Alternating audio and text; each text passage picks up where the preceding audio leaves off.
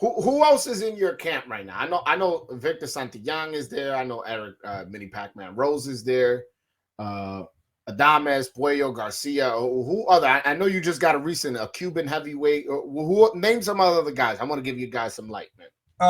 Lanier Perot, the Olympian from 2016 from Cuba. He's with us. You know, Kevin Brown from Cuba, who beat Iglesia, the gold medal winner. He beat Andy Cruz, the gold medal winner.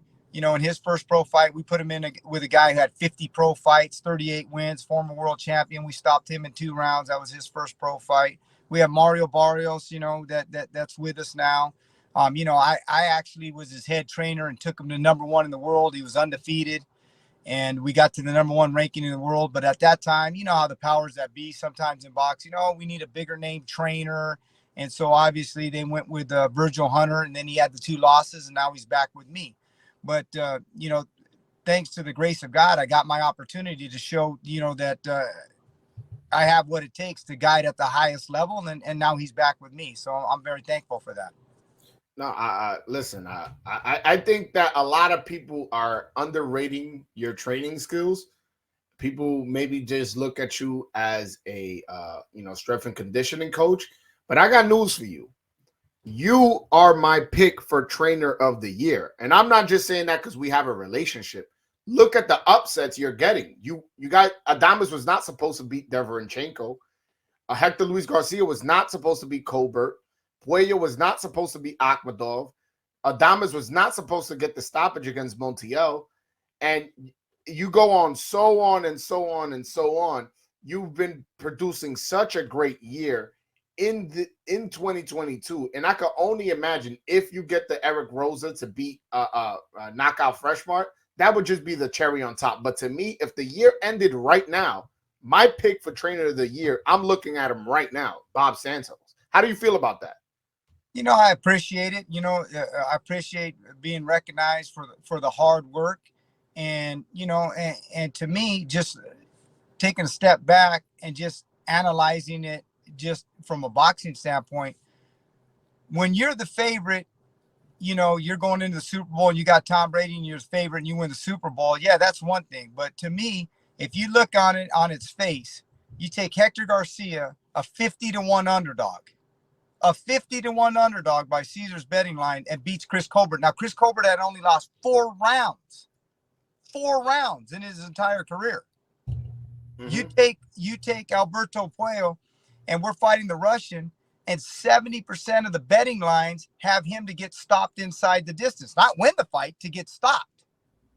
So to me, when you're taking those types of things, you know,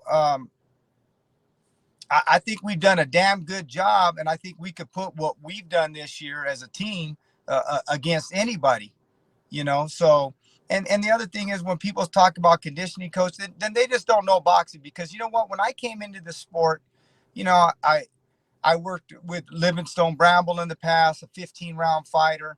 When I came into the sport, you never heard of strength and conditioning coaches. So when I came into this sport and I was working at the PAL and the amateurs and the professionals, the head coach was responsible to do everything. Then all this he's a strength and conditioning coach. You know, I was a head coach in boxing before I was a strength and conditioning coach.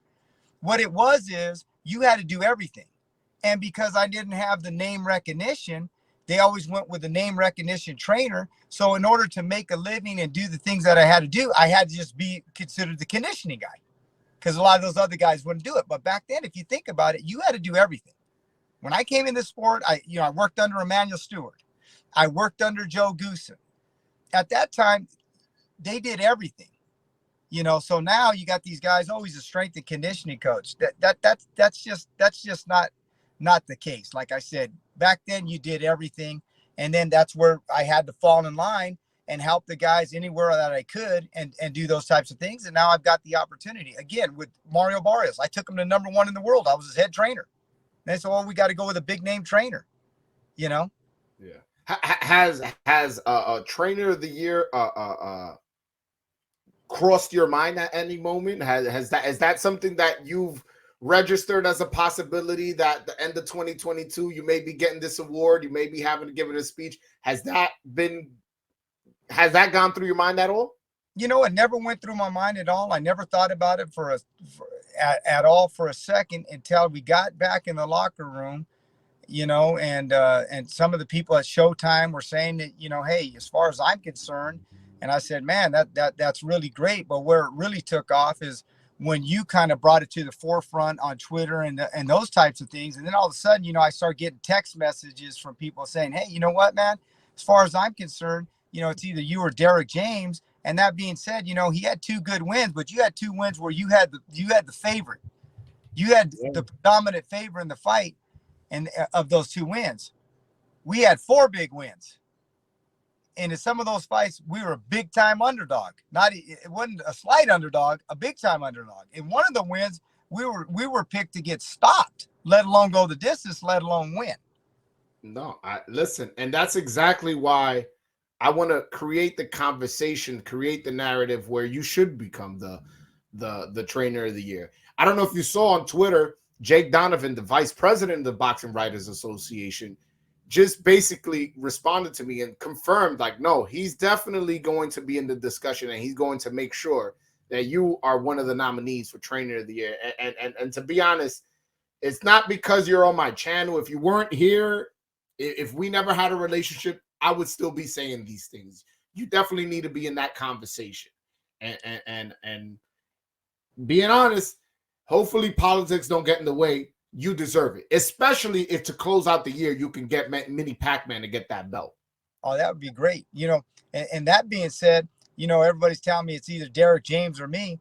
And I'll tell you what, me and Derek James went head to head against each other 2 times. One was I had the twin fighting on the undercard with Ugas and Spence, and I got him on that fight. And then the second time was Frank Martin against Jackson Rennes. But remember, we were in a dead heat. We only had 9 days to prepare for that fight. You give me 2 months to prepare for that fight, and I think we would have beat Frank Martin because we were in a dead heat in the 8th round, and everybody was shocked. That's another fight that we were picked to get stopped inside of 4 rounds, and we only had 9 days to prepare. No, listen, I'm with you 100%. That's a very short amount of time to prepare for such a high caliber opponent. And Mourinho has put up a great performance. I felt like he held his own. It wasn't a walk in the park for Martin. 9 days notice, unbelievable. And coming off 2 losses, had 5 year and a half, and then we had a little under 4 weeks. So I maybe had him about 3.5 weeks. But it was 9 days for the fight. So we had already started training because Carlos Adames said, Coach, I need you to start working with him. He's been down, psychologically, so on and so forth. He hasn't had no fights. He lost 2 fights. I says, okay, Carlos, you start working with us. And you've seen where we were working over at Robert Guerrero's gym out there and things of that. And then all of a sudden it popped up. Hey, man, it's not a great opportunity, but it's an opportunity. Get his name back in the forefront, and then that's when they gave us the 9 days. So had we had more time probably to prepare with the weight and started right out of the gate, definitely I think he would have went the distance. Now, if we had 2 months to prepare for that fight, I definitely feel we would have won that fight.